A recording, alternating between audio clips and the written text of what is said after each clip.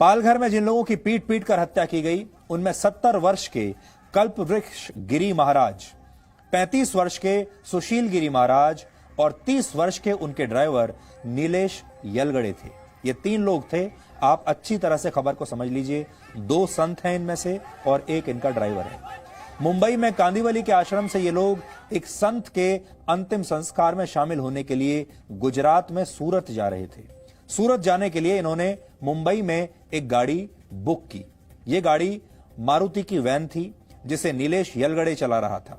किराए की गाड़ी थी। लॉकडाउन की वजह से ड्राइवर ने मुंबई अहमदाबाद हाईवे की जगह अंदर के रास्तों से चलने का सुझाव दिया। मुंबई से इन्होंने करीब 130 किलोमीटर का सफर तय भी कर लिया था, लेकिन 16 अप्रैल यानी गुरुवार की रात को पालघर के गढ़चिंचले गांव में इन लोगों की गाड़ी को वहां की लोकल भीड़ ने घेर लिया। पहले इनकी गाड़ी पर पथराव हुआ, फिर इन लोगों को गाड़ी से बाहर निकालकर पीटा गया। पुलिस भी आई, ऐसा नहीं है कि पुलिस नहीं आई, पुलिस जरूर आई, लेकिन पुलिस के सामने ही इन लोगों को पीट पीट कर मार डाला गया, जैसा भी आपने तस्वीर में देखा। यह बताया गया कि पिछले कुछ दिनों से आसपास के इलाकों में बच्चा चोरी होने की अफवाहें उड़ रही थी और किडनी चोर गैंग की अफवाहें भी वहां पर लगातार चल रही थी। इसी की वजह से आसपास के गांव वाले रात भर जागकर पहरा दे रहे थे। ये अफवाह थी, ये बात सही है। इसी अफवाह की वजह से इन संतों पर हमला हुआ और उन्हें चोर समझकर पीटा गया। कम से कम यही कहानी महाराष्ट्र पुलिस और राज्य सरकार बता रही है, लेकिन केंद्रीय गृह मंत्रालय ने इस घटना पर महाराष्ट्र सरकार से अब रिपोर्ट मांगी है। आज सुबह केंद्रीय गृह मंत्री अमित शाह ने महाराष्ट्र के मुख्यमंत्री उद्धव ठाकरे से फोन पर बात की। साधुओं की हत्या पर उत्तर प्रदेश के मुख्यमंत्री योगी आदित्यनाथ ने भी महाराष्ट्र के मुख्यमंत्री उद्धव ठाकरे से बात की है। मुख्यमंत्री उद्धव ठाकरे ने क्या कहा है, यह भी हम आपको आज दिखाना चाहते हैं। पुलिस क्या कर रही है, सरकार क्या कर रही है, किया ना, कर रहे हैं, हमने किया, किसी को नहीं बख्शा और किसी को भी हम छोड़ेंगे नहीं। वो इसमें मैं सिर्फ कहना चाहता हूं कि जो भी लोग इसमें आग लगाने की कोशिश कर रहे हैं, आग ना लगाए। ये कोई मजहब की बात नहीं है, सिर्फ गलतफहमी जो हुई इस कारण इनकी हत्या हुई, लेकिन इसके बावजूद हम किसी को भी छोड़ने वाले नहीं। 100 से भी ज्यादा लोगों को हमने गिरफ्तार किया है, जिनको 30 अप्रैल तक पुलिस कस्टडी मिली है, पुलिस की हिरासत में है। इसमें 5 जो इनके मुखिया थे वो भी आज कस्टडी में है और 100-150 जितने भी हो, जो भी लोग इसमें शामिल होने की संभावना है, उनकी तलाश जारी है। और फिर से मैं एक बार कहता हूं कि जो भी लोग इसमें गलतफहमी फैलाने की कोशिश करेंगे, कृपा कर ऐसा मत करें। मेरी बात अमित शाह जी से भी हुई है, सुबह उनका फोन था, कल योगी जी का भी फोन था और उनको भी मैंने सारी बात समझाई है। अमित भाई ने भी, उनको भी पता है कि यहाँ कोई अगल बगल में ऐसी कोई दूसरे सांप्रदाय या मजहब के लोग रहते नहीं है, तो इसमें सांप्रदायिकता की बात है ही नहीं। आगे बढ़ने से पहले हम आपको एक और वीडियो दिखाना चाहते हैं। कुछ वीडियो तो ऐसे हैं जो आपने लगातार देख लिए होंगे, लेकिन अब हम आपको एक ऐसा वीडियो दिखाना चाहते हैं जो आपने शायद अभी तक ना देखा हो। ये वीडियो देखिए, ये भी उसी रात का वीडियो है।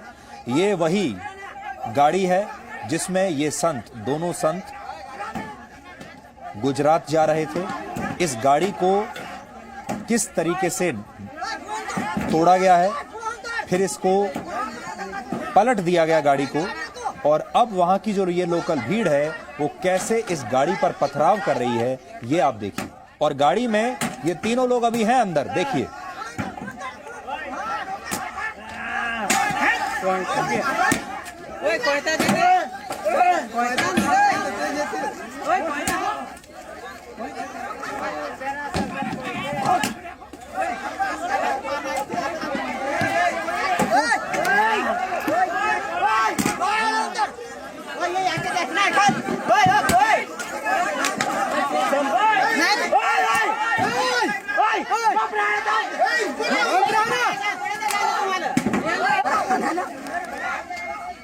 इस वीडियो को देखकर आप अंदाजा लगा सकते हैं कि ये घटना कैसे घटी होगी, इन लोगों पर क्या बीती होगी। और आपने ये भी देखा कि ऐसा नहीं है, पुलिस वालों के पास बहुत समय था इन्हें बचाने के लिए। ये लोग गाड़ी में ही अभी अंदर हैं और लोग बाहर से पत्थरबाजी कर रहे हैं।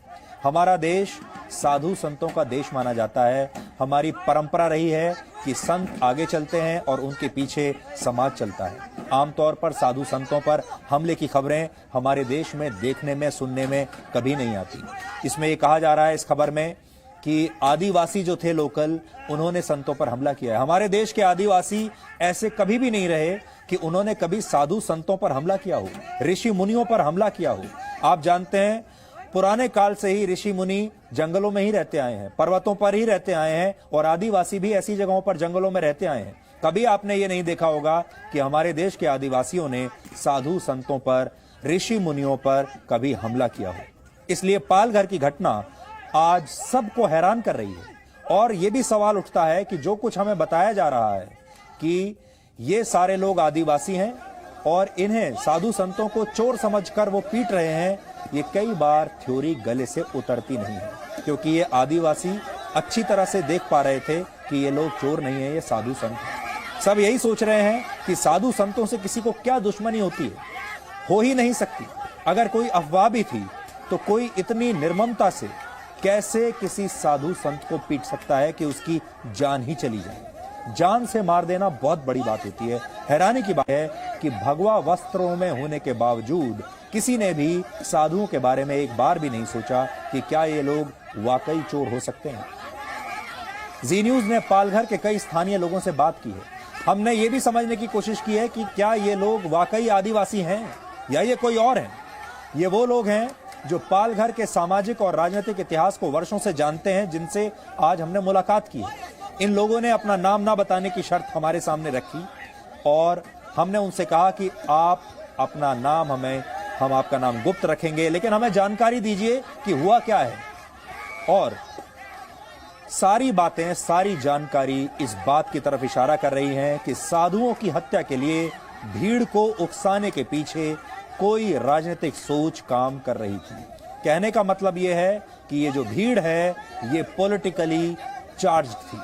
ये भीड़ राजनीति से प्रेरित थी, राजनीतिक विचारों से प्रेरित थी।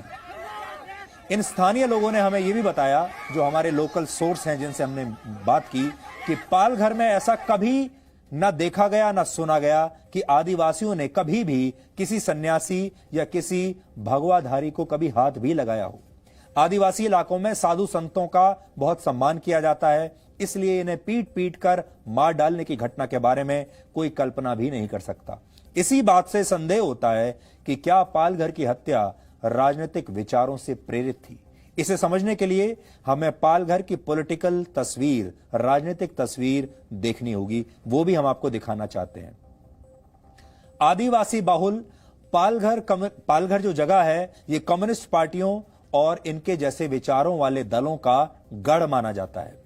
पालघर में जिस जगह पर साधुओं की ये मॉब लिंचिंग हुई, जहां ये हत्या हुई, वो जगह पालघर की डहाणु विधानसभा के अंदर आती है। डहाणु विधानसभा क्षेत्र। डहाणु विधानसभा से मौजूदा विधायक Vinod Nikole communist party of India Marxist यानी सीपीएम के विधायक हैं, सीपीएम के नेता हैं। डहाणु विधानसभा सीट शुरुआत के वर्षों में कांग्रेस की सीट हुआ करती थी, हमेशा कांग्रेस ही यहां से जीतती थी। लेकिन वर्ष 1999 से यहां पर एनसीपी और सीपीएम का दबदबा बढ़ने लगा। 1999 से 2 बार एनसीपी और 2 बार सीपीएम ने इस सीट को जीता है। बीजेपी इस सीट पर सिर्फ एक बार वर्ष 2014 में जीत पाई। 2019 के विधानसभा चुनाव में यहां पर सीपीएम और बीजेपी की सीधी टक्कर थी। सीपीएम को एनसीपी और कांग्रेस का समर्थन था और बीजेपी इस चुनाव में हार गई, सीपीएम जीत गई। सीपीएम, कांग्रेस और एनसीपी मिलकर जीत गए। अब पालघर की घटना पर जो जानकारियां हमें मिली हैं वो भी सुन लीजिए। इन जानकारियों के मुताबिक यह सच है कि आसपास के इलाकों में चोरी की अफवाहें पहले से चल रही थी। यह सच है। इसी वजह से पहले साधुओं को पकड़कर मारा पीटा गया।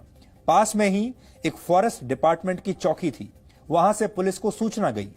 पुलिस घटना की जगह पर आई, घटनास्थल पर आई और साधुओं को लोगों से छुड़ाकर फॉरेस्ट डिपार्टमेंट की चौकी में ले गई।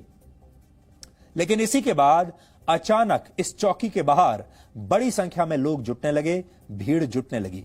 सोचने वाली बात यह है कि अचानक इस चौकी के बाहर इतनी बड़ी संख्या में लोग कहां से आने लगे और पुलिस ने इन लोगों को रोका क्यों नहीं।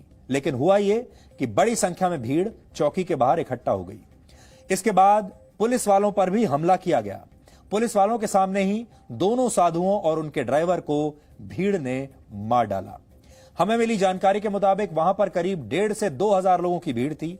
आरोप यही लग रहे हैं कि इनमें ज्यादातर लोग आदिवासी नहीं बल्कि सीपीएम और एनसीपी के स्थानीय नेताओं द्वारा लाए गए लोग थे।